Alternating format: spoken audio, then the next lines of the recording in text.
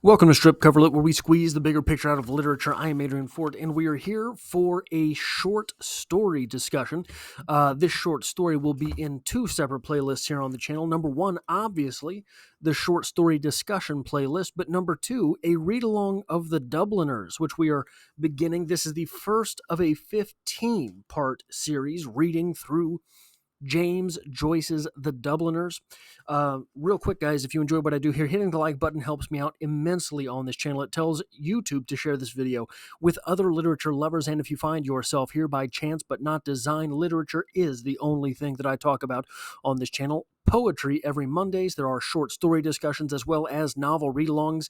And now, this is the first short story read-along that I am doing on this channel. I got most of the way through 10th of December by George Saunders, but not the last few short stories. But here we are for The Sisters by James Joyce in The Dubliners. So what happens in this short story? We open with our narrator, an adolescent boy who is anxious over whether or not someone he knows, one of his acquaintances, friends we don't know quite yet, someone he knows, whether or not they have died. Pardon me. When he goes downstairs to dinner, he is told that indeed his friend, quote unquote, has died. He is careful not to show emotion over this, however, because he is afraid of how his father and uncle will respond to him showing emotion over this person's death. And there we set up that there is some type of conflict. We understand at that moment that the individual who has passed is controversial in the household. And then we get a little bit of discussion between the father and the uncle about, well, I don't think that fella should have been teaching the kids, right? So then we understand that this person who has died, that our narrator, with whom our narrator is friendly, is an older man. So it's not like one of his adolescent friends got in an accident, ended up passing away. No, it's a guy who was expected to die, an older man. His father and uncle muse over not liking the man, and the next morning, after the man has passed, our narrator passes by his house. He's unable to enter the house of Father Flynn. That is his friend. He's unable to bring himself to visit, to go into the visitation. Later, the boy does go and visit with his aunt, and after spending a moment with the deceased, the boy and his aunt spend time with Father Flynn's sisters. So that's just sort of the get around of what happened in the story. So, lit crit here. What is going on in this story? What are the things that we're actually talking about? Well, it's not until the final third of this short story that we really understand why it's called The Sisters, right?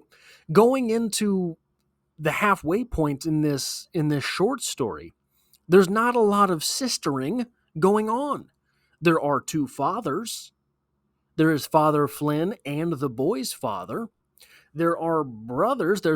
Maybe brothers. I don't know exactly where the uncle comes from, whether that is the mother's side or the father's. Maybe I didn't read closely enough. But there are those male sort of relationships, but no sisters. And in the final third of the story, or thereabouts, we understand. So the father and the uncle don't like Father Flynn. And the mother and the aunt do like Father Flynn. While the father and uncle are arguing about Father Flynn, the mother is sitting there and is kind of out of that part of the conversation. It is then the aunt who takes the young man, the adolescent, the boy, to the visitation. So we have that, the female side of the family who side with Father Flynn, or at least don't oppose that interaction. And then while we are at the visitation, after we spend time with the deceased, the boy and his aunt spend time with Father Flynn's sisters. So then we have that part. We have those sisters as well as the mother and the aunt, which we are, I guess, left to assume. Maybe I didn't read closely enough for that either, but I think that those two are sisters. That is a maternal aunt. Uh, and then we get into a little bit of why this man was maybe so controversial in the household. Father Flynn taught the boy Latin, taught him parts of Mass, etc., taught him all of this religious practice, taught him all of these religious goings on. It seems he was prepping the boy for priesthood. So we are left then to assume, maybe, that the father and uncle were Protestants. So it was a religious, political affiliation that separated the masculine role models in the boy's life from the deceased masculine role model in the boy's life, while and whereas the women in the boy's life did not get caught up in socio-political religious dogma and instead relied on their knowledge of the individual. The individual of Father Flynn seemed to be agreeable in the least, maybe sort of uncouth, right? All of the snuff going on and things. But while and whereas he may have been uncouth, he seems to have been a positive role model.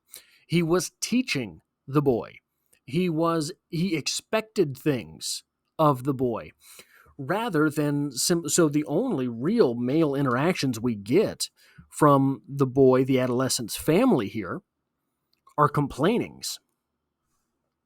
So it seems that taking sides in socio-political, religious type divides over knowing the individuals, over trusting what you know about the people involved in your community, taking side in those religious, socio-political divides and letting that be what it is that defines you really sort of tears down your quality of life, as the men aren't doing anything in here but complaining. And the women, when we spend time with them in this story, they're really sort of they're really concentrated on these sort of qualitative aspects of life.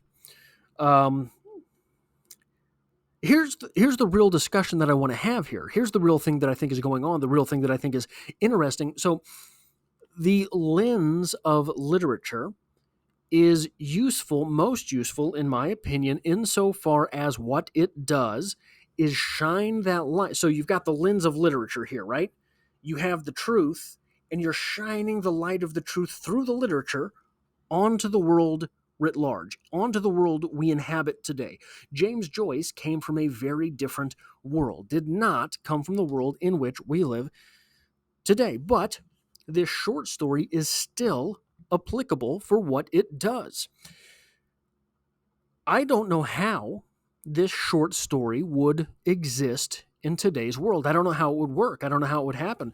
So we, in today's world, the role of the women in this short story, where they are really taking the individuals of their community into account over the socio-political religious divides, they are taking the individuals they know into account and holding that above the sort of lens that the authority, right? So religious authority, you have political authority, you have all of these lines used to divide us, to dichotomize us.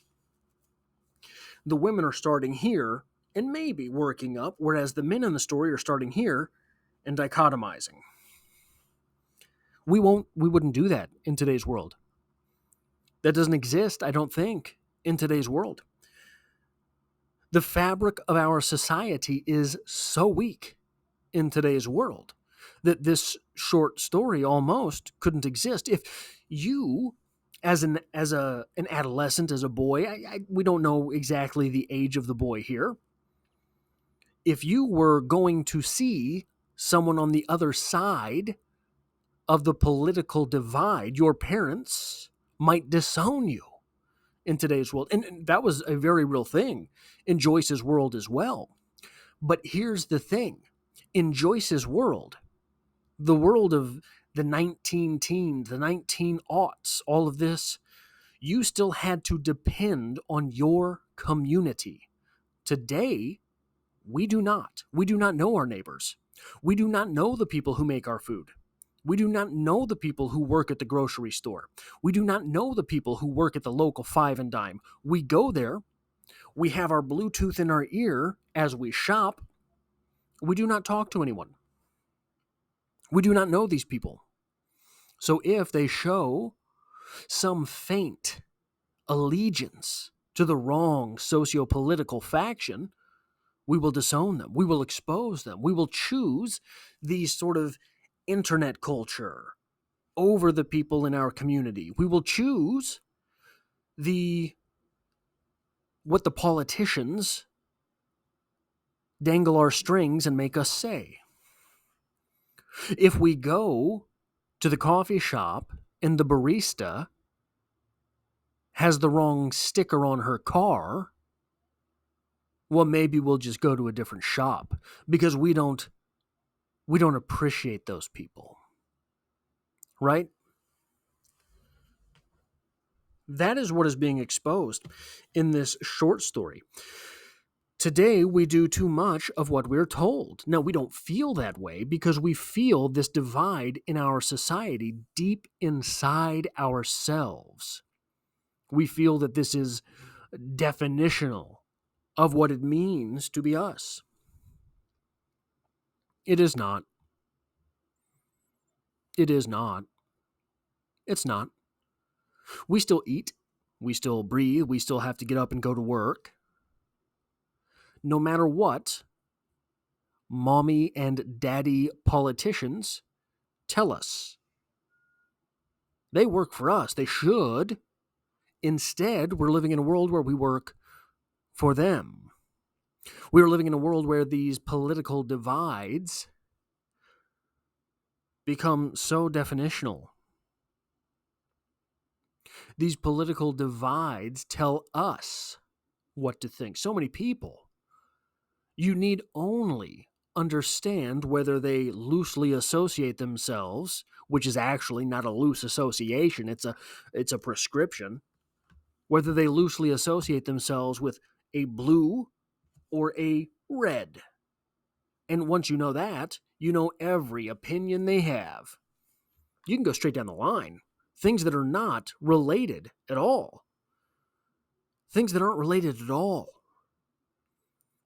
For example, nuclear energy. That should not be whether you consider yourself left-leaning or right-leaning. That should be, well, I've taken this into account, and I think with where power needs are going, and with what we can produce from wind and solar, and what we can do with gas and coal, right? All of those things should come into account, but they don't. They don't. Because mommy and daddy politicians have told us, this is what you think. This is how you believe. What this short story is telling us, that is wrong.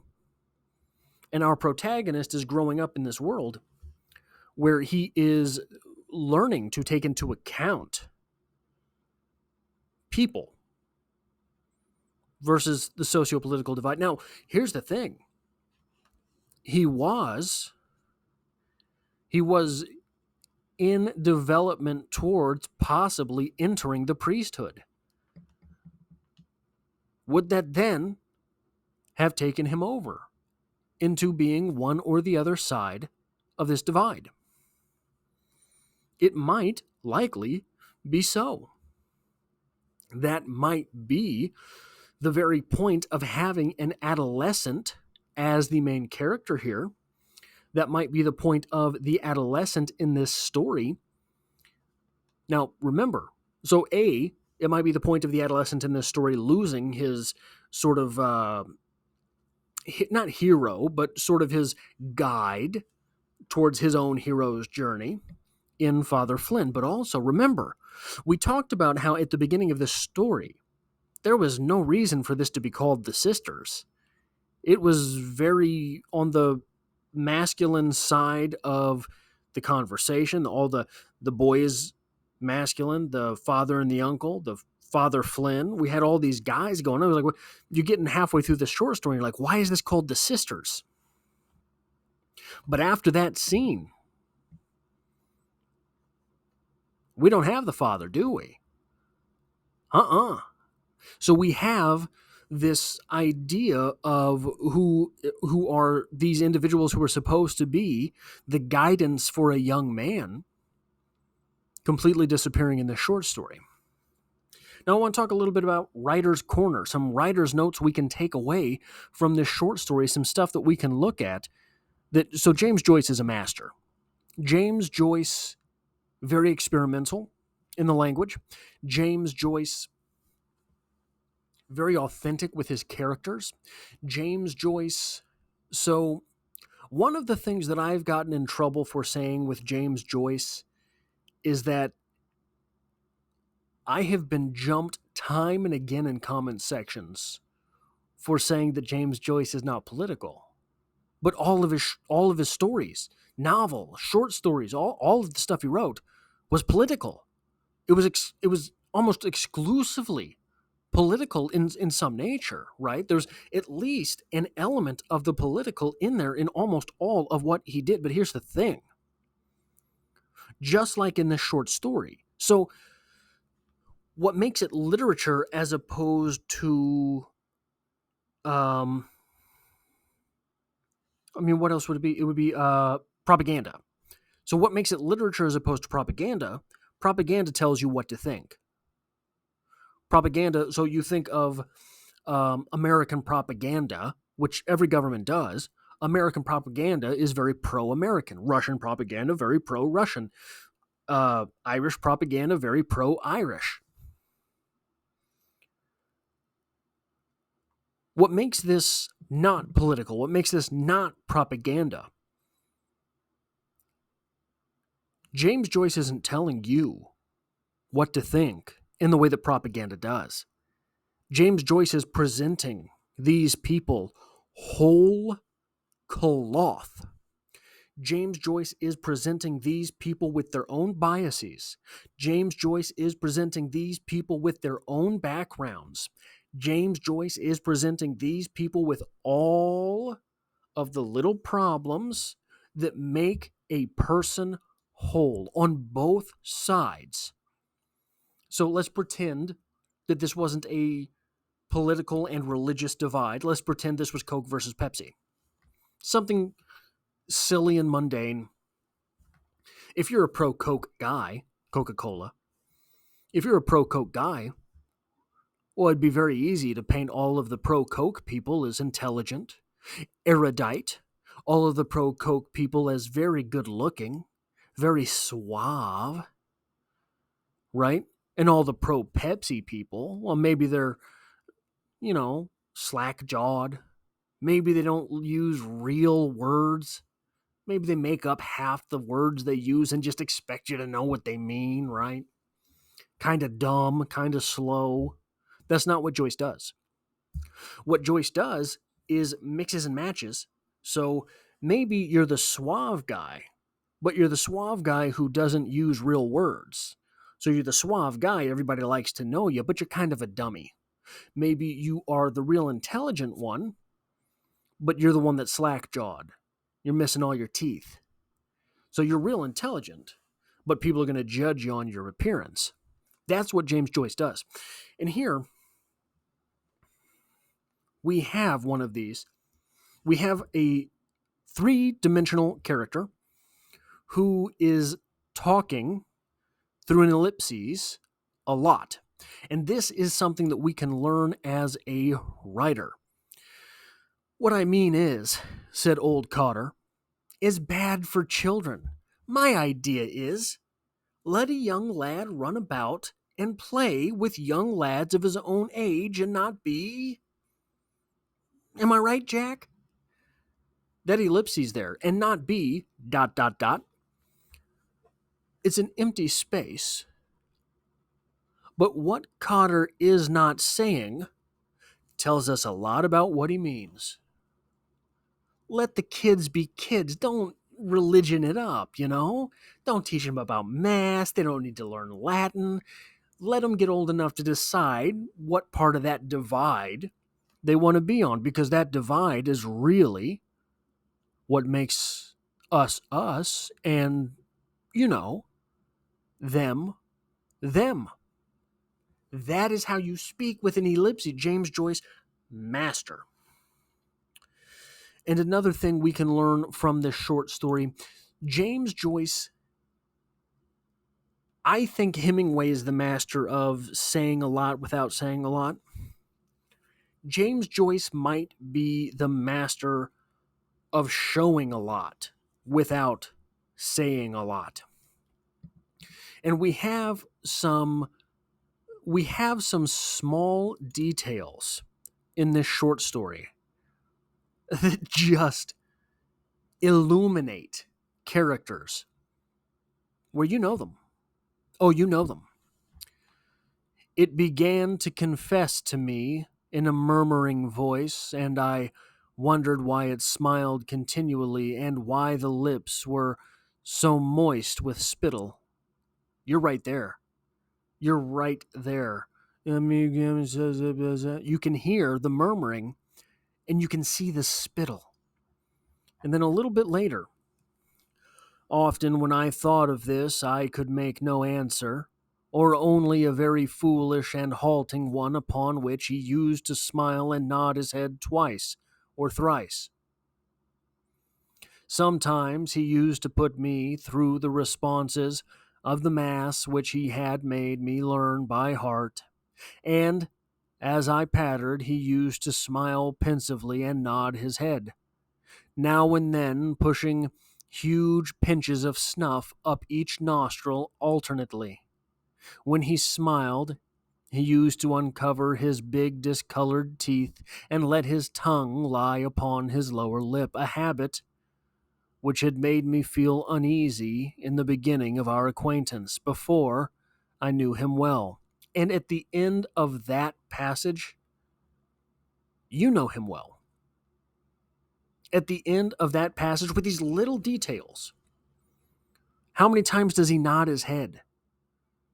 There are people, so I had a boss, and every time I've done this impression of him, everybody knows exactly who I'm talking about. He'd give you his list, right? He wants you to do 1, he wants you to do 2, he wants you to do 3, and everything after 3, there could be 19 numbers on the list. He's got 3 fingers. He's just holding 3 fingers. Number 4, number 5, number 6, right? I give you that detail. You might not know the guy, but all of a sudden you can see this little aspect of his personality. So those are the things that I think we can learn as a writer from James Joyce in The Sisters here. That is all I have for this short story. Again, this is the first of a 15-part read-along series for the Dubliners here on the channel. It is also the 24th video in the short stories playlist, the short stories discussions playlist. So, if you appreciate what I do here, hitting the like button tells YouTube to share this video with other literature lovers. If you find yourself here by chance but not design, literature is the only thing that I talk about on this channel. Dropping multiple videos a week, I talk about poetry every Monday. There are short story discussions as well as novel read-alongs here on the channel. And hey, I hope to have you back for the next one.